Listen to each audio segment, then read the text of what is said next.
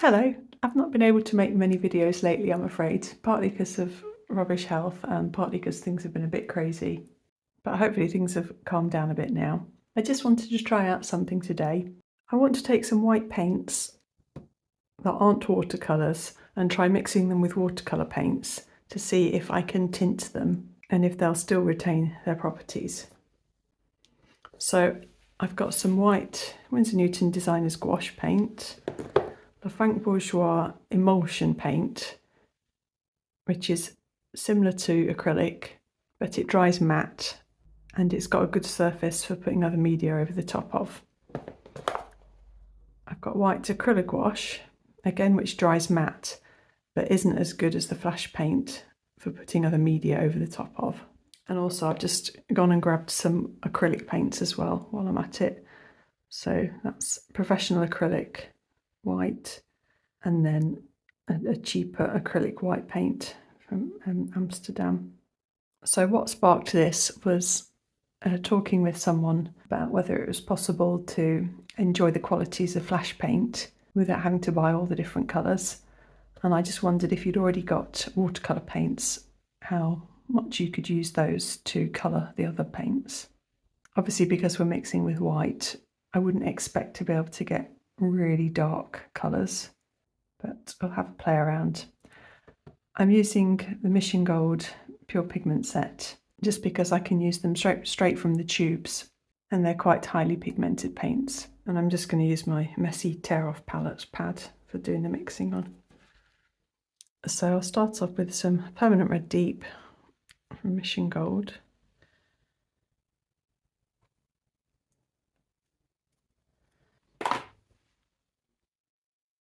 And that's some of the Flashe emulsion vinyl.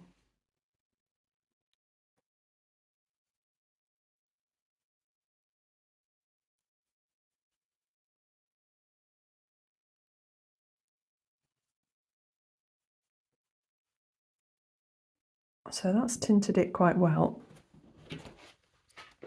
I've got some Canson XL watercolour paper here.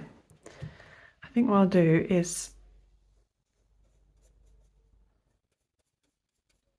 I'll paint a swatch for each of the paints that I'm doing that we can experiment with afterwards. And I'm just going to see how concentrated a red I can get and how much that will affect the original property of the Flashe paint.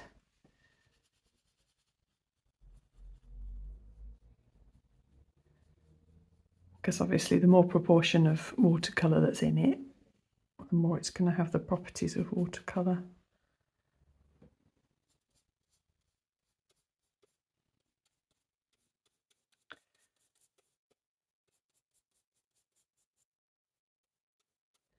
I'm just thinking maybe I should do a mix that's only got a little bit of the watercolour in.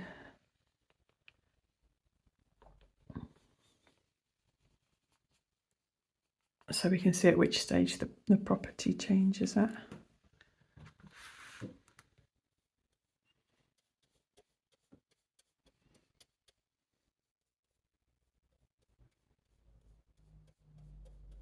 So I'd say that the Flashe paint still feels the same to paint with in its consistency. It's very smooth and opaque. And perhaps what I should also do is pull out a Flashe paint that is coloured as well, so we can do a comparison. So here's some pink vinyl emulsion, Flashe vinyl emulsion.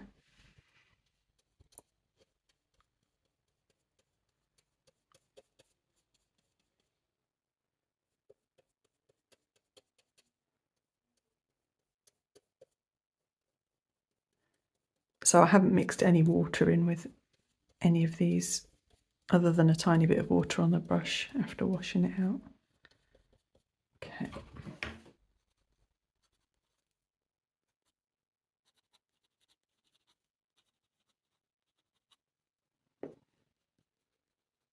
So I'll do the same with gouache. Just Might not be enough.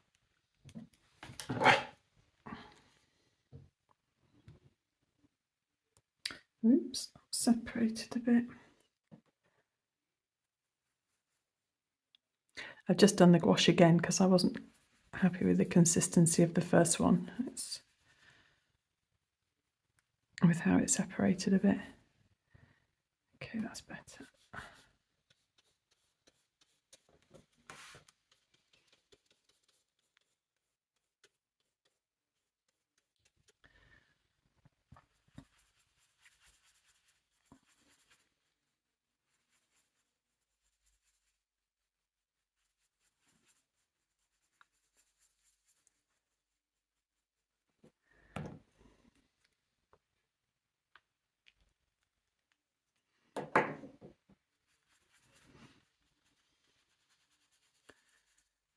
I'm actually cheating a bit with the gouache because I've already done this experiment and I know it works really well. But just to show you. Sorry, this is going to be really annoying that I've got them out of order for the first one.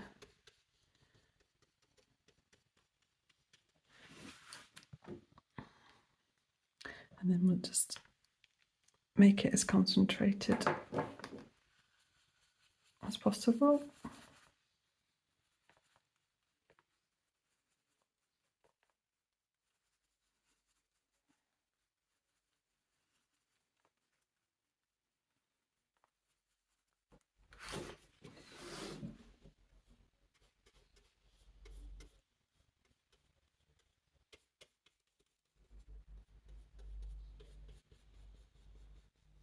And then I'll just mix up a similar colour from pure gouache.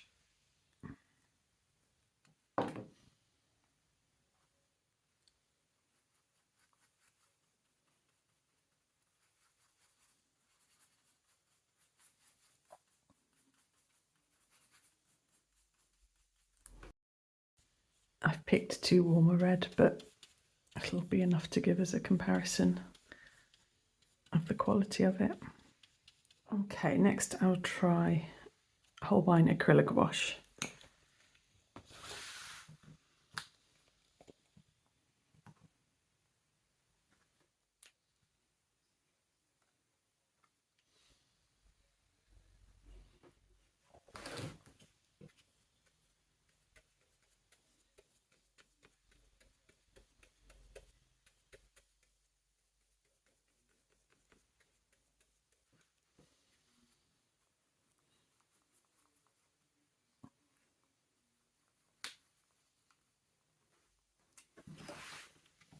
I'm not worried about getting exact equivalents.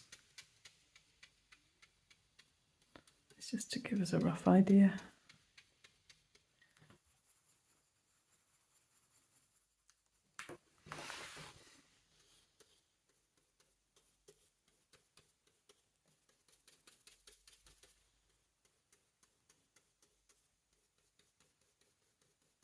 And then I've got some acrylic gouache shell pink.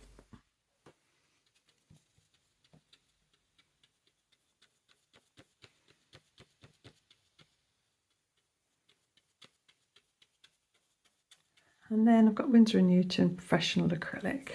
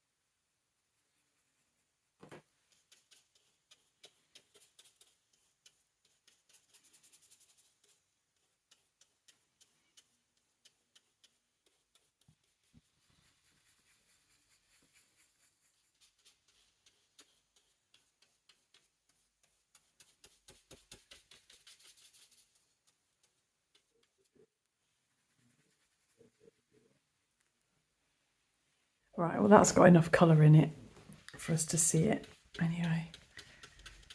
I'm not going to bother using the other acrylic. I think we'll stick with the one acrylic, it'll be fine. So I'm going to let these swatches dry now, and then I'll test out the properties of the mixers compared with the pure paints. So the paints have all dried now, and I'd say that for painting purposes, the different paints that we've got mixed with watercolours, I didn't notice any difference at all really between using them and using just the pure paints themselves. So the other tests that I want to do is to compare the finish to see if they're still the same level of water resistance and to see what they're like with coloured pencil going over the top. So the qualities of the Flashe paint are that they are matte, which we can see in the original Flashe paint here, and you wouldn't expect that to have changed much with the addition of the watercolour, and I can see that they're still very matte. Now the Flashe paints are water resistant when they're dry, like acrylic paint is. So when I go over with water, none's coming off on the brush.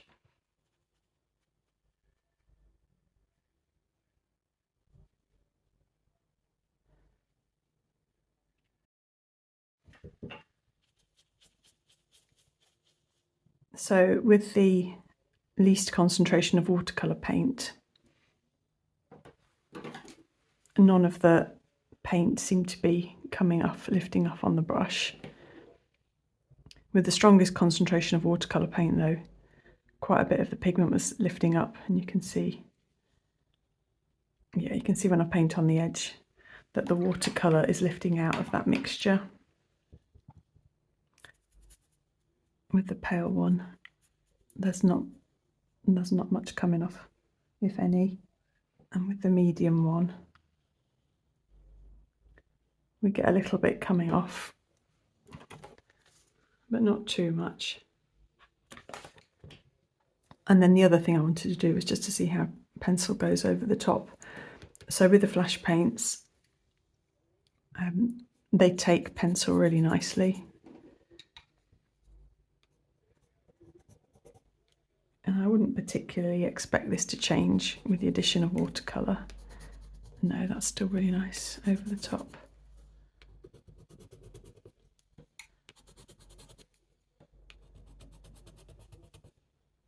Okay, I'll do the same now with the gouache. So with gouache, we'd expect it to re-wet. Yeah, you can see there. And I'd expect exactly the same for it when it's mixed with watercolour.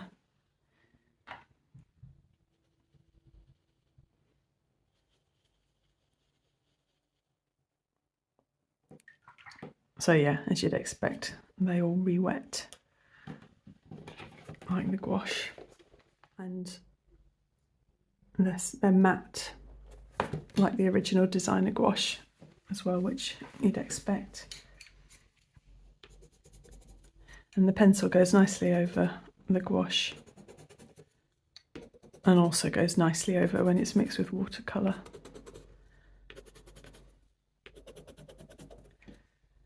So really you get no change in quality when you mix gouache with watercolour within the parameters that I'm looking at anyway.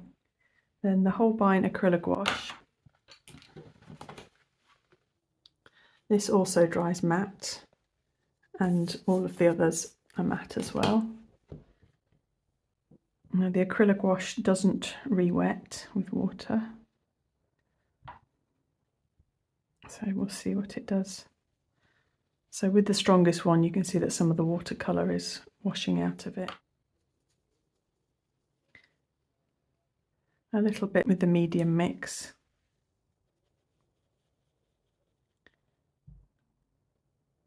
And then a little bit with the lighter one.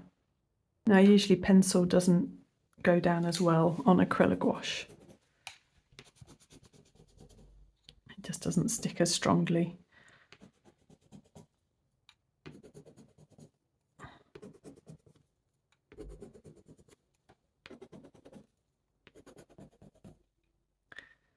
But it does better with the higher concentration of watercolour in.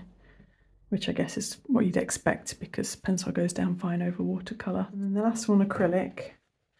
So acrylic dries with a slight sheen, which isn't that noticeable here really. And I don't know if it's showing up on camera, but there is a very slight sheen, more to this one than these. And again, acrylic won't re-wet once it's dry.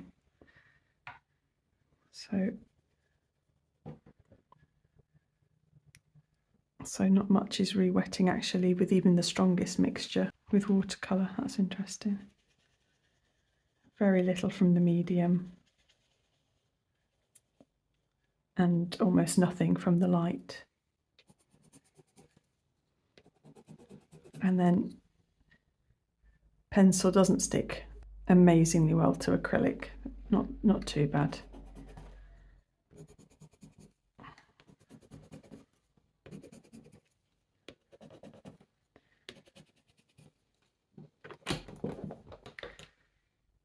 So the pencil's more successful where there's a higher proportion of watercolour mixed with the acrylic. And you can see it's starting to be less intense when you've got the higher proportion of acrylic, and it's least intense with just the pure acrylic.